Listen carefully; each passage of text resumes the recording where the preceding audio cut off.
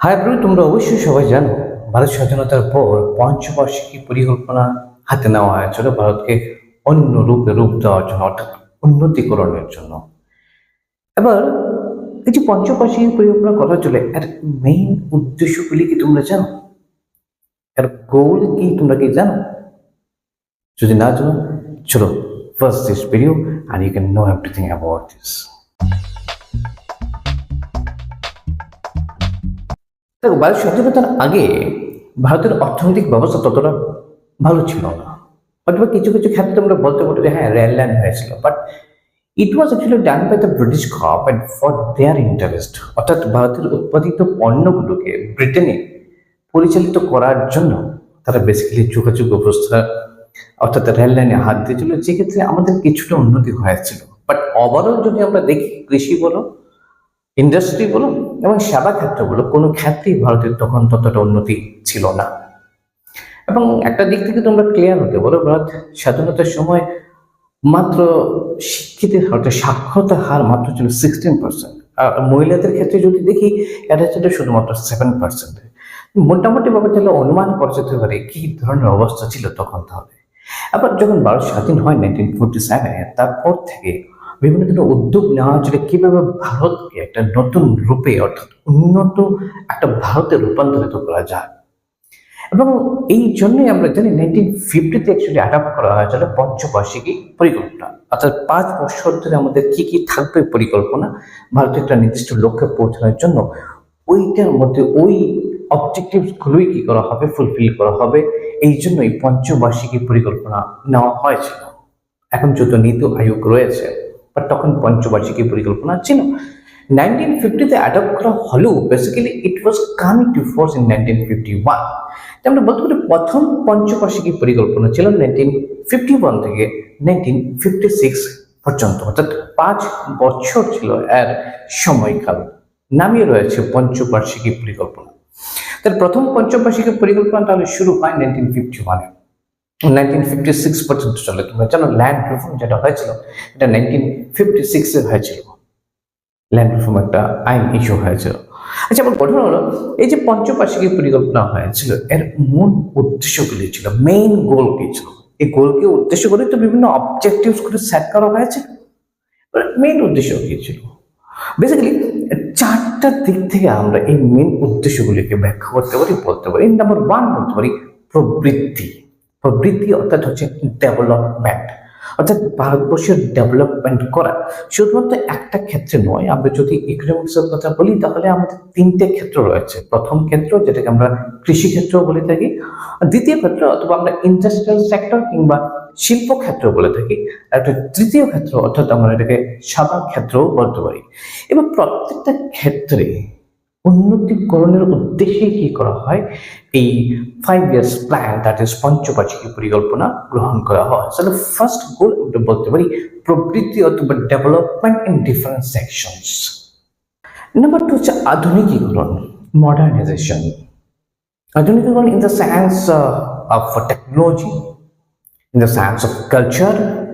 আমাদের টেকনোলজি বলো, সংস্কৃতি বলো, প্রত্যেক দিক থেকে আধুনিকীকরণেরও একটা মূল আমাদের উদ্দেশ্য ছিল পঞ্চবার্ষিকী পরিকল্পনা।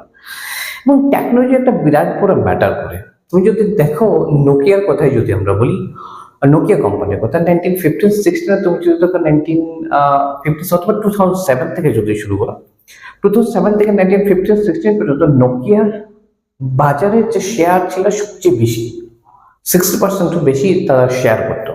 মোবাইল, নোকিয়া মোবাইল সবাই জানো প্রচন্ডভাবে পপুলার। কিন্তু এখন যদি দেখি, এখন কি অবস্থা হয়েছে নোকিয়া অথবা মোটরোলা, সে অবস্থানে নেই, অনেকটাই পিছিয়ে গেছে। তাহলে গঠন কেন হয়েছে? এগুলো হয়েছে বেসিক্যালি প্রযুক্তির জন্য, টেকনোলজির জন্য। অন্যান্য কোম্পানিগুলো ওই টেকনোলজিগুলোকে কি করেছে, আরো বেশি মডার্নাইজ করেছে, আধুনিক করেছে। দ্যাটস ওয়াই ওই কোম্পানির মোবাইলগুলো এখন চলছে এবং তারা বাজারজাত করছে এবং বাজারকে তারা ক্যাপচার করে নিয়েছে। So this modernisation also matters, একটা খুবই খুবই গুরুত্বপূর্ণ ব্যাপার। তাহলে প্রথম উদ্দেশ্য ছিল আমাদের মেইন প্রবৃদ্ধি অর্থাৎ development of different sections. And next হচ্ছে আমাদের আধুনিকীকরণ, দ্যাট ইজ মডার্নাইজেশন। শিল্প বলো, কৃষিক্ষেত্র, প্রত্যেক ক্ষেত্রে। এই জন্যই বলতে পারি 1966-67 অর্থাৎ 60-র দশকে গ্রিন রেভলিউশন হয়েছিল।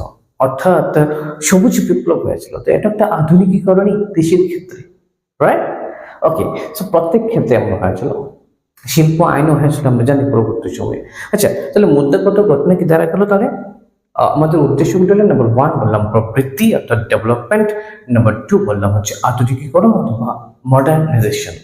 নেক্সট নাম্বার 3 হচ্ছে আত্মনির্ভরতা, সেলফ ডিপেন্ডেন্স, নিজের পর্যাপ্ত সামগ্রী যেগুলো রয়েছে এগুলোর উপর নির্ভর করে দেশকে আরো আগে বাড়িয়ে নিয়ে যাবে। দেখো, যদি সেলফ ডিপেন্ডেন্স না থাকে তাহলে কি হয়, অর্থাৎ আমরা যদি বেশি বেশি করে নির্ভর করি অন্যান্য দেশের উপর, অর্থাৎ আমরা যদি আমদানি বেশি করতে থাকি কোনো জিনিসে, তাহলে বৈদেশিক মুদ্রা আমাদের দেশে আসবে না, আমাদের দেশের মুদ্রাগুলি ওই দেশে যাবে, ফলে তাদের লাভ হবে।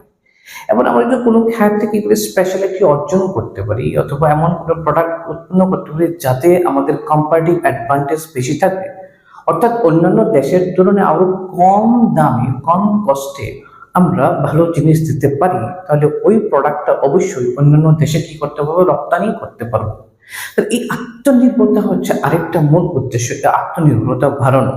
যদি আত্মনির্ভরতা বাড়ানো যায় তাহলে অবশ্যই দেশের প্রবৃদ্ধি করবে, এক্সপোর্ট বৃদ্ধি করা যাবে, বৈদেশিক মুদ্রা অর্জন করা যাবে। তাহলে তিনটে উদ্দেশ্য বললাম। নাম্বার 1 হচ্ছে প্রবৃদ্ধি, নাম্বার 2 হচ্ছে আধুনিকীকরণ, নেক্সট হচ্ছে আমাদের আত্মনির্ভরতা, আরেকটা হচ্ছে সাম্যতা। আমরা বলতে পারি সাম্যতা। দেখো, সমতা আর সাম্যতার মধ্যে কিন্তু একটা বেসিক ডিফারেন্স রয়েছে। সমতা বেসিক্যালি সবাইকে সমানভাবে সাহায্য করা বোঝা, আর সাম্যতা হচ্ছে একটা আলটিমেট ইকুয়ালিটিকে বোঝা, অর্থাৎ সর্বশেষ সমতাই নির্দেশ করে। কিন্তু সাম্যতার ক্ষেত্রে যে উদ্দেশ্যটাকে বেশি প্রেফার করা হয়।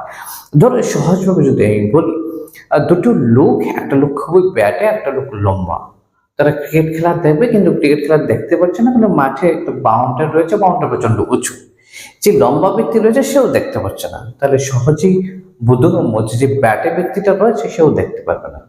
এবার আমি যদি তাকে সমানভাবে তাকে সাহায্য করি, একটা ব্লক যদি দিয়ে দিই বা একটা মোড়া বা কিছু একটা দিয়ে দিই যার উপর দাঁড়িয়ে লম্বা ব্যক্তিটা দেখতে পারবে, সমান উচ্চতার ব্লক যদি দুইজনকেই দিয়ে দিই তাহলে হয়তো বা লম্বা ব্যক্তিটা খেলা দেখতে পাচ্ছে, একটা নির্দিষ্ট উচ্চতায় সে বসবে, কিন্তু সেই ব্লক দিয়ে ওই ব্যাটে ব্যক্তি কিন্তু খেলা দেখতে পাচ্ছে না। এক্ষেত্রে সমতা যদিও আমি মেনটেন করি, কিন্তু আলটিমেটলি সাম্যতা মেনটেন হচ্ছে না। যে সাম্যতা হচ্ছে আমার মেইন উদ্দেশ্য হচ্ছে খেলা দেখানো, বা খেলা দেখানোর জন্য যা করার, অর্থাৎ লম্বা ব্যক্তিকে যতটুকু সাহায্য করার দরকার ততটুকু করা, ব্যাটে ব্যক্তিকে যতটুকু সাহায্য করার দরকার ততটুকু করা, অর্থাৎ আমার আলটিমেট উদ্দেশ্যকে ফুলফিল করা। এটা হচ্ছে আমার সাম্যতা। অর্থাৎ সাম্যতা আলটিমেট যে সমতা রয়েছে, আলটিমেট যে ইকুয়ালিটি রয়েছে, এটার উপর বেশি গুরুত্ব আরোপ করে। তাহলে বেসিক্যালি বলতে পারি এই যে 5 ইয়ার্স প্ল্যান নেওয়া হয়েছে, দ্যাট ইজ পঞ্চবার্ষিকী পরিকল্পনা গ্রহণ করা হয়েছিল, এর 4টে মূল উদ্দেশ্য রয়েছে। নাম্বার 1 বলতে পারি প্রবৃদ্ধি অথবা ডেভেলপমেন্ট, নাম্বার 2 হচ্ছে আধুনিকীকরণ অথবা মডার্নাইজেশন ইন এভরি সেকশনস, তারপর হচ্ছে আত্মনির্ভরতা বাড়ানো অর্থাৎ সেলফ ডিপেন্ডেন্স, নেক্সট হচ্ছে সাম্যতা অথবা equity. Now I think I have got it. তোমরা অবশ্যই বুঝে গেছো মূল উদ্দেশ্যগুলো কি ছিল। So keep watching the other videos too and always keep supporting and don't forget to practice always. Thank you.